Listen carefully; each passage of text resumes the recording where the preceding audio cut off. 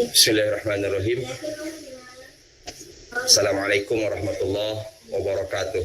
Waalaikumsalam warahmatullahi wabarakatuh. Alhamdulillah. Allazi khalaqal mauta wal hayata liyabluwakum ayyukum ahsanu amala. Asyhadu an la ilaha illallah wa asyhadu anna Muhammadan abduhu wa rasuluhu la nabiyya ba'da. Qala Allah ta'ala fil Qur'anil Karim, a'udzu billahi minasyaitonir rajim. Kullu nafsin dha'iqatul maut wa innama tuwaffawna ujurakum yawmal qiyamah. Faman zuhziha 'anil nar wa udkhilal jannah faqad faz. Wa mal hayatad dunya illa mata'ul ghurur. Qala Rasulullah sallallahu alaihi wasallam, al mautu babun wa kullukum dakhiluh. Idza asabatkum musibah qalu inna lillahi wa inna ilaihi raji'un. Bapak-bapak, ibu-ibu sekalian, beserta takziah atas berpindahnya almarhumah Ibu Ruqyah bin Komarudin yang dirahmati Allah Subhanahu wa taala. Sebagaimana kita tahu bahwa di dalam kehidupan ini ada kehidupan, ada kematian, ada awal, ada akhir. Tadi pagi almarhumah Ibu Ruqyati binti Komarudin menghadap Allah Subhanahu wa taala. Harapan kita mudah-mudahan almarhumah menghembuskan napas terakhir dalam keadaan husnul khotimah. Amin. Ampuni segala dosa dan kesalahannya, Allah terima ibadahnya, dan Allah tempatkan tempat terbaik di Allah Subhanahu wa taala. Amin. Amin, amin. Bapak Ibu sekalian yang dirahmati Allah Subhanahu wa taala. Kematian pada hakikatnya adalah perpindahan. Perpindahan dari alam yang fana masuk ke alam yang khalidina fiha abada, atau bahasa lainnya adalah alam kekal. Dalam sebuah doa yang diajarkan oleh Rasulullah sallallahu alaihi wasallam, Allahumma ja'alil hayata ziyadatan lana fi kulli khair wa ja'alil mauta rahatan lana min kulli syarr. Ya Allah, jadikan bagi kami kehidupan untuk menumpuk, untuk mengumpulkan kebaikan sebanyak-banyaknya. Waj'alil mauta rahatan lana min kulli syarr. Jadikan kematian sebagai momen atau tempat kami beristirahat min kulli syarrin, dari segala macam bentuk keburukan, dari segala macam bentuk penyakit. Bapak Ibu sekalian yang dirahmati Allah Subhanahu wa taala, saya yakin dan kita semua yakin, bagaimana kita kenal Ibu Ruqyati adalah orang yang salehah. Insya Allah beliau dalam usianya yang diberikan oleh Allah Subhanahu wa taala dipergunakan semaksimal mungkin untuk mengumpulkan pundi-pundi kebaikan. Sehingga dari pagi tadi pukul 6.25 Allah bebaskan Ibu Ruqyati dari segala macam keburukan, dari segala macam yang tidak menyenangkan, termasuk dari segala macam penyakit. Saat ini adalah jam-jam pertama almarhumah menempati satu tempat di mana tidak ada lagi keburukan di dalamnya. Amin. Ya Rabbal Alamin. Dalam bahasa kita, Allahumma ja'al qabraha raudhah min riyadil jinan, atau Allahumma ja'al qabraha raudhah min riyadil jannah. Ya Allah, jadikan kuburannya taman dari tamannya surga. Semua sepakat bahwa di antara jamaah-jamaah yang mengenal almarhumah Almarhumah adalah orang yang solehah, dan saya yakin insya Allah pada malam ini adalah malam pertama beliau menempati tempat yang jauh lebih baik dari sekian puluh tahun beliau tempati selama di dunia. Pada malam ini beliau berkumpul dengan teman-teman yang baru, yang jauh lebih baik dari teman-teman di dunia. Pada malam ini adalah malam pertama beliau berkumpul dengan keluarga baru, yang saya yakin insya Allah keluarga baru ini lebih baik dari keluarga waktu di dunia. Bapak Ibu sekalian yang dirahmati Allah Subhanahu wa Ta'ala, di dalam Al-Quran paling tidak ada 3 kali dengan redaksi yang sama, kullu nafsin dha'iqatul maut. Setiap yang bernyawa pasti dha'iq, itu bahasa Arabnya, kalau bahasa kitanya merasakan. Dha'iq itu artinya orang yang merasakan. Al-maut, kematian.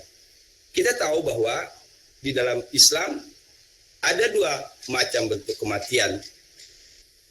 Setiap saat, setiap hari kita mengalami kematian yang pertama, dan ketika kita bangun kita sebut dengan alhamdulillahilladzi ahyana ba'dama amatana wa ilaihin nusyur.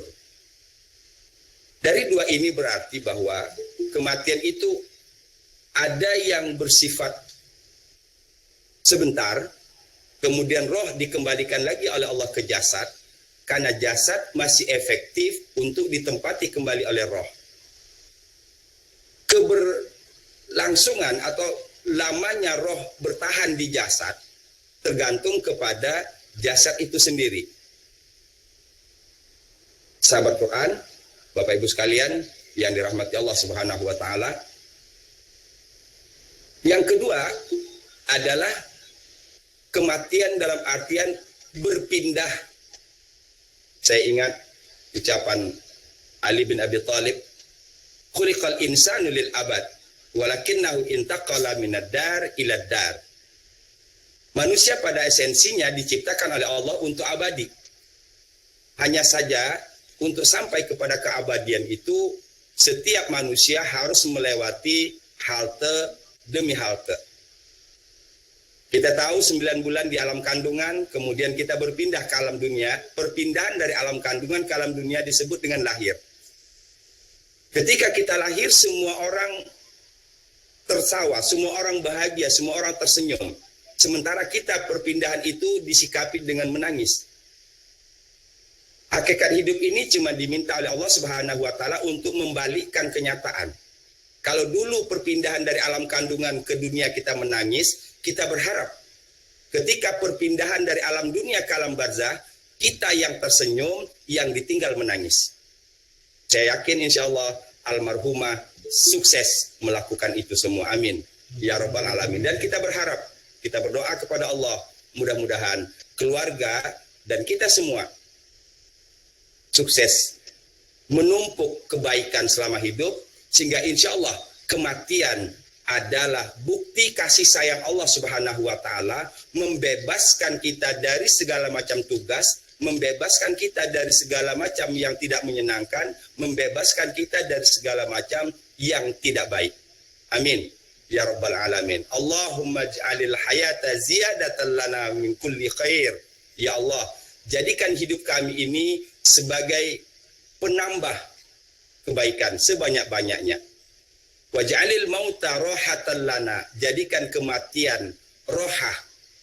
Rohah itu bahasa kita sehari-hari istirahah. Ya. Bahasa kita sehari-harinya istirahah. Ini disebut dengan rohah, artinya istirahat. Break. Tidak lagi kita mengenal sakit, tidak lagi kita mengenal sedih, tidak lagi kita mengenal tidak enak, tidak ada lagi perintah. Ya, tidak ada lagi larangan.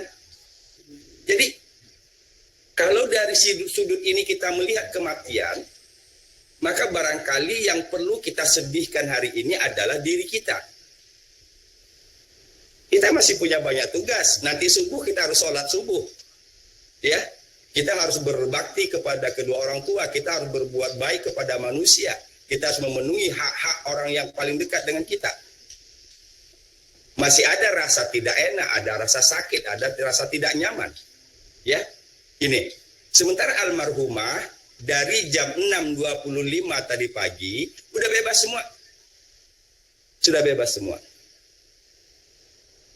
Bapak Ibu sekalian yang saya hormati, sekali lagi, barangkali yang perlu kita sedihkan adalah diri kita. Karena kita belum tahu. Almarhumah kurang lebih 2 minggu diberi satu sarana oleh Allah Subhanahu wa taala untuk menggugurkan kemungkinan-kemungkinan selama hidup almarhumah ada dosa. 2 minggu itu Allah kirim penyakit. Kita tahu bahwa penyakit berdasarkan hadis Rasulullah SAW adalah cara Allah menggugurkan dosa yang bersangkutan. Dalam bentuk real, orang akan lebih banyak ingat kepada kematian, yang ujungnya nanti akan lebih banyak ingat kepada Allah ketika seseorang berada dalam kondisi sakit. Ada 2. Maaf Pak, almarhumah umur berapa? 63 umur 63 tahun. Almarhumah umur 63 tahun. Ayo kita lihat ada dua hal, ada 2 poin. Saya berharap mudah-mudahan ini dapat menjadi ibroh, jadi pelajaran bagi khususnya kepada keluarga Pak Cecep, ya. Ada 2 yang sesungguhnya membuat kita dapat ikhlas, dapat lebih nerimo, dapat lebih lapang dada dalam menyikapi musibah kematian ini. Musibah kematian ini. Saya sebut musibah kematian karena kematian itu ada 2. Ada musibah bagi yang meninggal, ada musibah bagi yang ditinggal. Ya. Saya yakin, seyakin-yakinnya, saya yakin, hakul yakin bahwa kepergian almarhumah merupakan musibah bagi yang ditinggal. Berarti nikmat bagi yang berpindah. Bapak Ibu sekalian yang saya hormati, pertama saya sebutkan tadi bahwa almarhumah dikirim sarana sakit oleh Allah Subhanahu wa taala, cara Allah menggugurkan dosa. Yang kedua dalam usia yang 63 tahun. Orang di atas usia 60 ditambah lagi dengan kondisi sakit. Ini cara Allah menggiring pikiran dan hati seseorang untuk lebih banyak ingat kepada mati. Siapapun dalam kapasitasnya dalam kehidupan ini, apakah dia orang soleh atau tidak soleh, orang yang taat ataupun tidak taat, ketika berhadapan dengan kemungkinan-kemungkinan yang menurut akalnya dekat dengan kematian, maka saya yakin di saat itu akan memaksa lisannya untuk memperbanyak zikrullah, akan memaksa lisannya untuk memperbanyak zikrullah, ingat kepada Allah Subhanahu wa taala. Nah, inilah yang saya maksud tadi. Ya. Ditambah lagi kurang lebih 24 jam di memakai ventilator ya, Pak. Ya. Dari Selasa malam Rabu ya, memakai ventilator. Allah sayang dengan almarhumah. Allah tidak mau melihat almarhumah berlama-lama dalam kondisi sakit, ya. Dan Allah yakin, Allah sudah memutuskan bahwa dosa-dosa almarhumah insya Allah sudah hilang.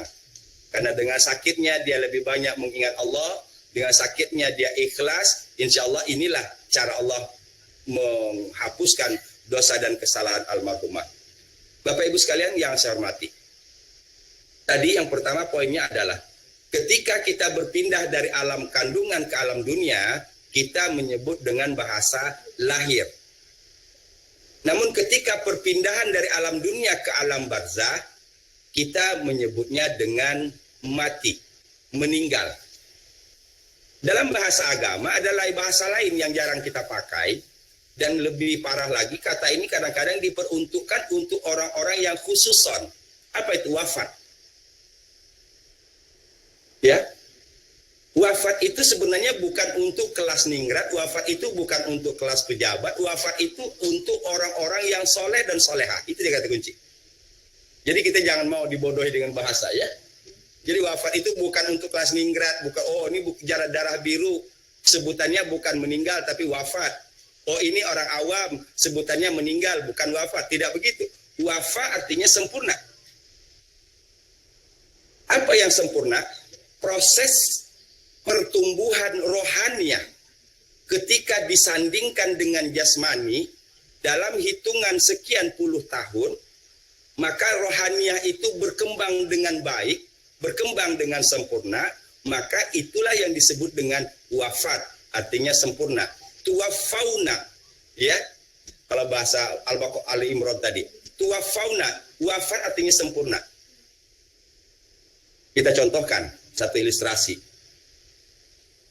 Ayam sama telur. Dunia ini seperti kita berada di dalam telur. Umur yang dianugerahkan oleh Allah Subhanahu wa taala pada hakikatnya adalah mengerami telur itu supaya jadi anak ayam. Nah, pecahnya telur, munculnya anak ayam, dalam bahasa agama disebut wafat, sempurna. Dalam bahasa kita yang paling banyak dipakai, maaf, bahasanya meninggal. Saya tidak tahu persis juga ini bahasanya. Kalau bahasa agamanya ada dua. Mata yamutu mautan. Mata yamutu mautan. Mata yamutu mautan itu pada dasarnya adalah perpisahan roh dengan jasad, baik berpisah sementara maupun berpisah dalam waktu yang relatif lama. Kenapa saya sebut relatif lama? Karena nanti roh akan dikembalikan lagi ke jasad. Dalam bentuk yang kita tidak tahu. Wallahu a'lam. Bapak Ibu sekalian yang dirahmati Allah Subhanahu wa taala. Al-mautu nasihatun. Kematian itu adalah nasihat. Saya ingin digunakan momen ini untuk menjadikan kepergian almarhumah, perpindahan almarhumah dari alam yang sempit, dari alam yang terbatas ke alam yang lapang dan tidak terbatas. Dari alam yang penuh dengan tanggung jawab kepada alam yang menerima hasil dari apa yang dilakukan waktu di dunia. Dalam doa selamat yang semua kita saya yakin hafal dan saya berharap mudah-mudahan dijadikan doa ini betul-betul satu pengakuan kita di hadapan Allah Subhanahu wa taala, dan saya berharap mudah-mudahan doa ini juga menjadi pengokoh komitmen kita. Taubatan qablal maut, rahmatan indal maut, maghfiratan ba'dal maut. Ini urutannya begitu indah dibuat ya. Urutannya begitu indah dibuat. Urutannya tidak bisa dipisah. Taubatan qablal maut, taubat sebelum kematian. Tidak mudah orang bisa taubat. Ada dua hal biasanya yang Allah hidangkan kepada manusia untuk memaksa manusia bertaubat. Pertama biasanya dengan usia, yang kedua dengan benturan-benturan kehidupan. Salah satu di antaranya adalah penyakit. Itu dia kata kunci. Jadi kadang-kadang kita banyak lengah di sini. Saya merasa diri saya sehat, saya merasa diri saya masih muda. Ini yang harus kita pelajari dalam kondisi pandemi sekarang ini.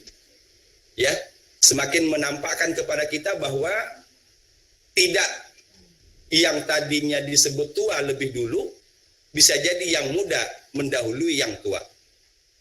Bapak Ibu sekalian yang saya hormati, kalau taubatan qoblal maut kita lakukan, maka insya Allah kita mendapatkan rahmatan indal maut.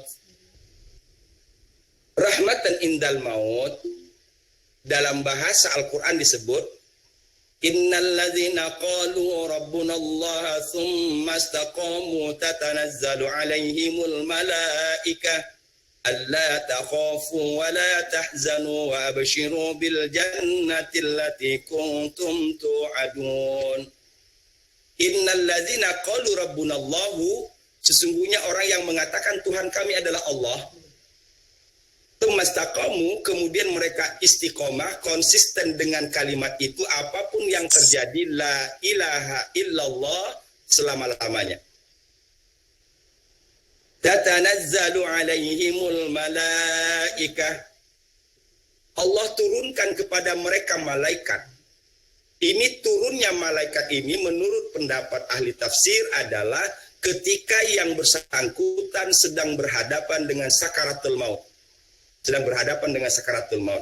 Malaikat yang dimaksud bukan malaikat Israel, tapi malaikat yang diutus oleh Allah Subhanahu wa taala karena Rahman dan Rahimnya Allah untuk menghibur orang yang menghadapi sakaratul maut.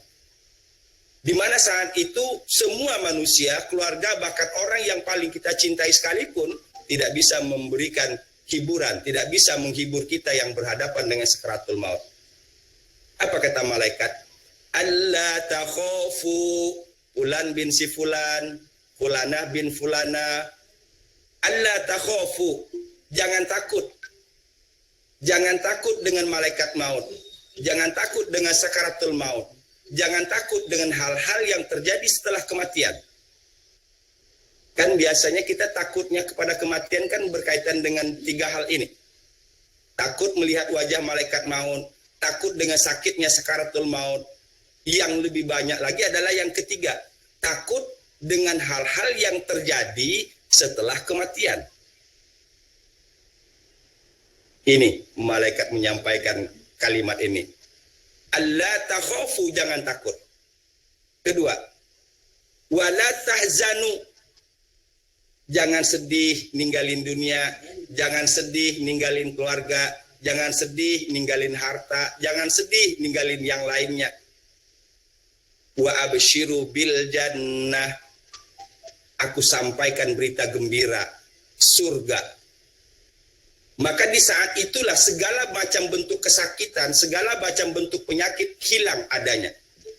Kegembiraan mendengar berita gembira jannah itu, semua rasa tertuju kepada jannah sampai kita lupa bahwa kita sedang berhadapan dengan sakit. Inilah cara Allah Subhanahu wa taala membuat sakaratul maut orang-orang yang dikehendaki itu terasa tidak sakit. Sahabat Quran, Bapak Ibu sekalian yang dirahmati Allah Subhanahu wa taala, saya yakin insya Allah kondisi itu Allah peruntukkan kepada almarhumah Ibu Ruhiyati ya bin Komarudin jam 6.25 pagi tadi.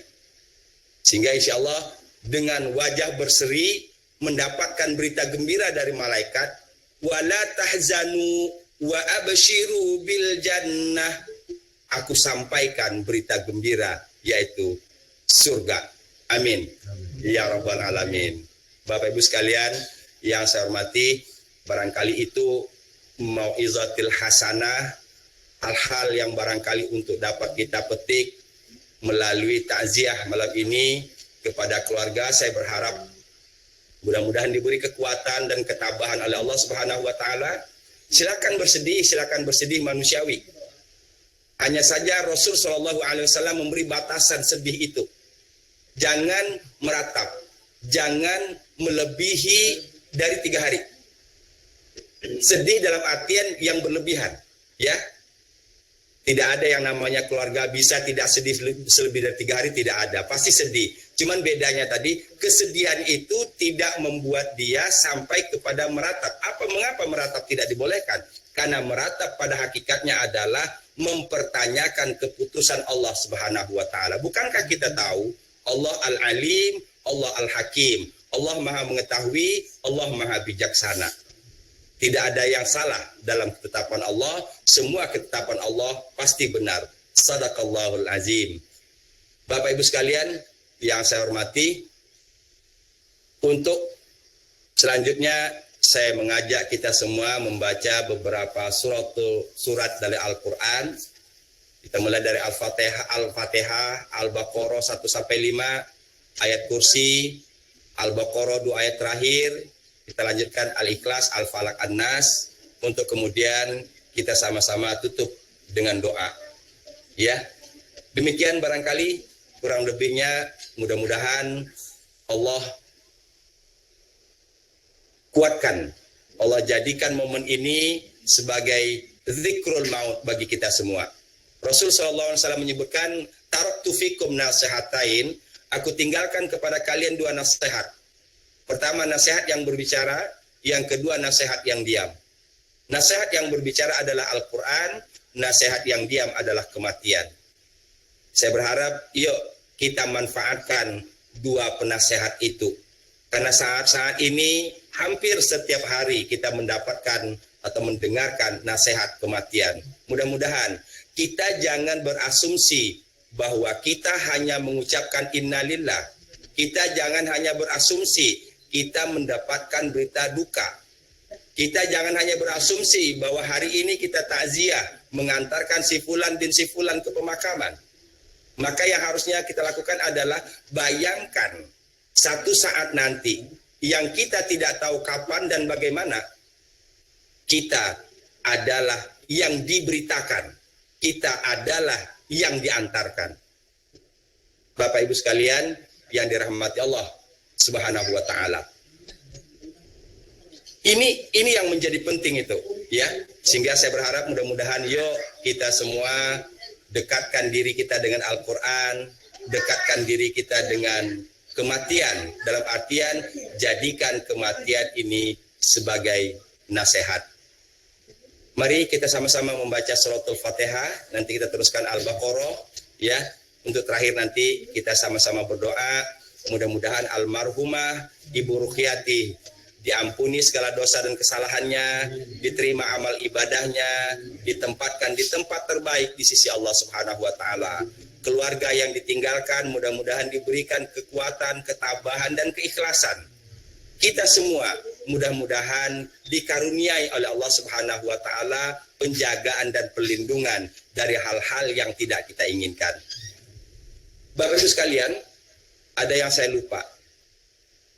Ketika ada berita duka dari satu grup misalnya, bagi orang yang tidak mengenal, tidak tahu berita orang yang meninggal itu, maka biasanya kebanyakan bertanya, meninggalnya kenapa sih?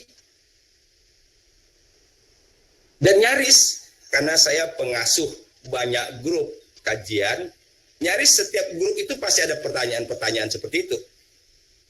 Saya tidak menyalahkan itu, tapi bagi saya itu bukan penting, itu tidak penting. Itu tidak penting. Jangan kemudian kita menjudge seseorang ketika meninggal dengan sesuatu yang kita tidak suka, kita memandang sebelah mata, bukan. Ya. Yang menjadi penentu itu bukan kenapa dia meninggal, yang menjadi penentu adalah bagaimana saat berpisahnya roh dengan jasad. Itu yang jadi penting. Ya. Maka kalau dalam kondisi normal, apakah ada di saat itu yang membimbingnya? Kan itu yang menjadi penting bagi kita.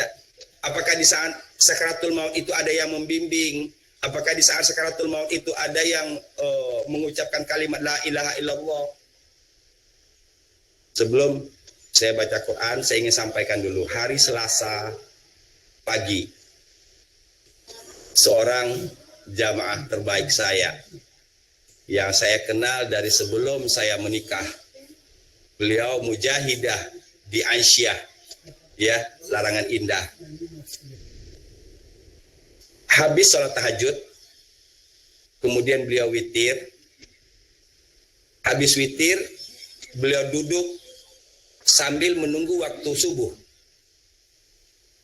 Tidak lama dalam kondisi istirahat itu, kepalanya pusing. Dia bertanya kepada anaknya, kok kepala ibu pusing deh? Kata si anak, ya udah kalau begitu mama bawa nyender aja sambil nunggu azan. Tidak dalam hitungan lama, almarhumah dijemput oleh Allah Subhanahu wa taala. Ini ingin saya sampaikan, mudah-mudahan jadi obsesi kita semua. How beautiful, betapa indahnya perpisahan itu. Ketika habis sholat tahajud, habis witir, dalam kondisi menunggu azan subuh, dalam kondisi berwudu. Mudah-mudahan Allah jadikan kita semua